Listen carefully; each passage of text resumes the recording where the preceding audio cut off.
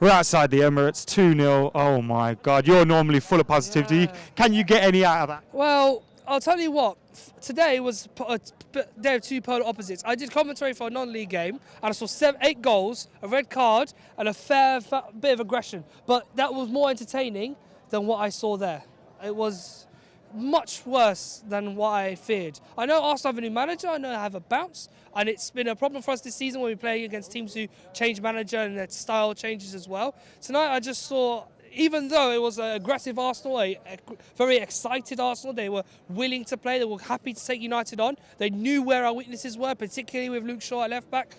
It's, you know, it's a repeating of the same problems we had earlier this season again, and you know, as a negative for certain, like, as a negative, nights like these, where we don't capitalise on teams who drop points, will be our detriment this season to not making the Champions League. We've done so This well. is I said after, what was the game where we dropped points, where we had a chance recently? Watford. Yeah. I said that's why we won't get top 4, and I think this is why. I agree with you, honestly. Listen, I'm a positive man. I'm always optimistic. I'm always thinking 1 foot ahead and never thinking behind me. And today I thought, today we can get points. I look at the scores, I see Watford beating Wolves, I see Southampton beating Spurs, and Chelsea dropping points. I see an opportunity. And I'm thinking, if United don't let us down tonight, we can really put a step on in our next league game. But, you know, once the first goal goes in for Arsenal, and I'm quite sure...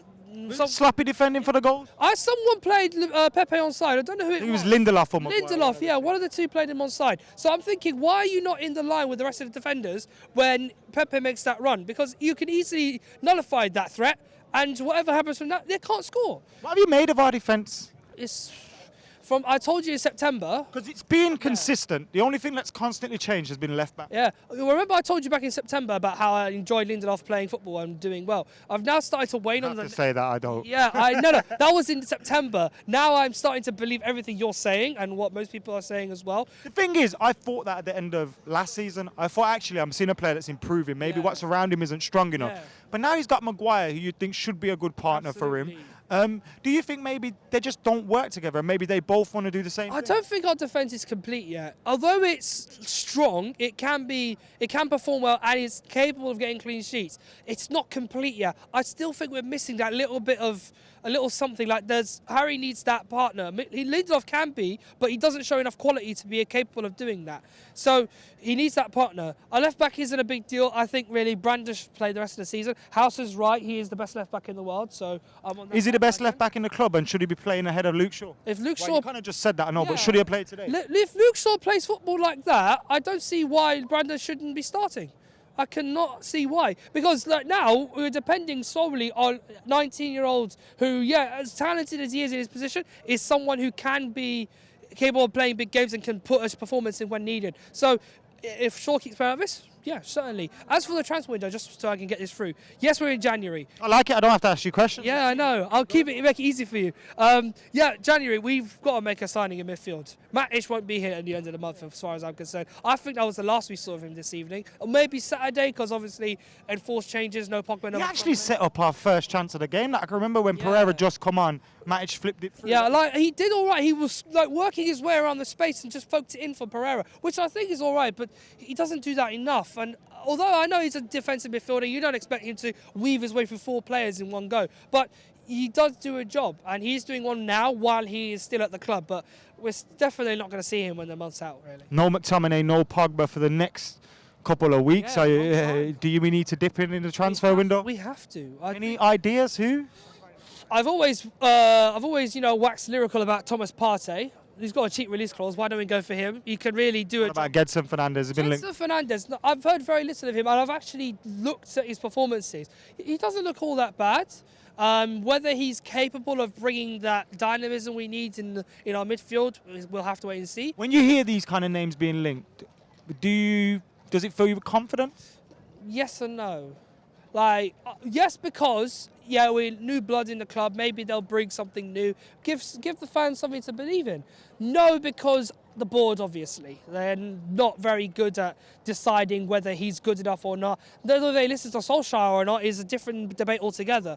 But I can't trust them to really be making decisions like who should improve a team. I'd rather leave it to the footballers, and hence why everyone's complaining, etc., for DOF and all that nonsense. But yeah. Are you worried about the year ahead? a decade ahead? Well, 2020 for me, I want it to be a fruitful year. We're in a cup semi-final. Here's the positive bit now. We're in a cup semi-final, which is for a start, which I didn't expect. Against the current champions. I know. Not sure how long that'll be. But we've beaten them this season, so it shows that we are capable of taking on City on a good day. Our next few fixtures don't look good, but I look at our run-in after these fixtures.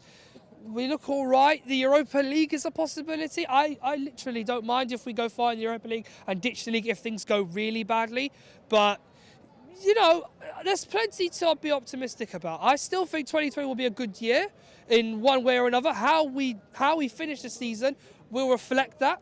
Are we progressing on Dali? I don't think we've progressed as far as we'd like. However, there has been signs that he's working his system into the club. The players understand what he's doing. He's giving them a system. He's giving them a mantra.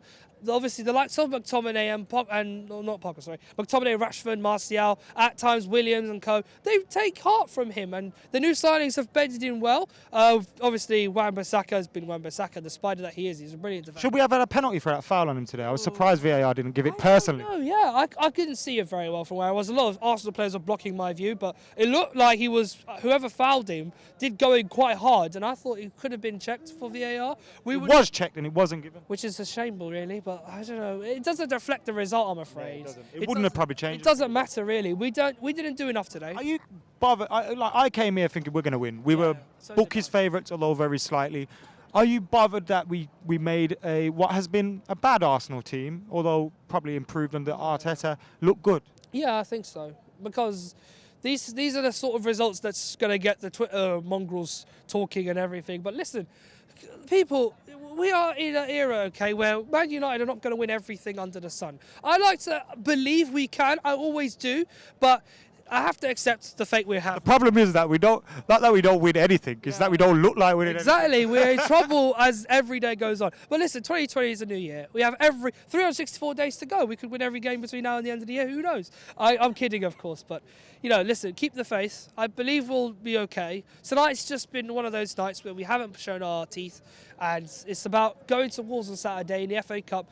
Bogey team, I know. I don't like them constantly having us. I don't know what it is with them and us, but I hope we get a result there and then progress in the weeks ahead. And hopefully, some may say they're just better than us, which is pretty depressing.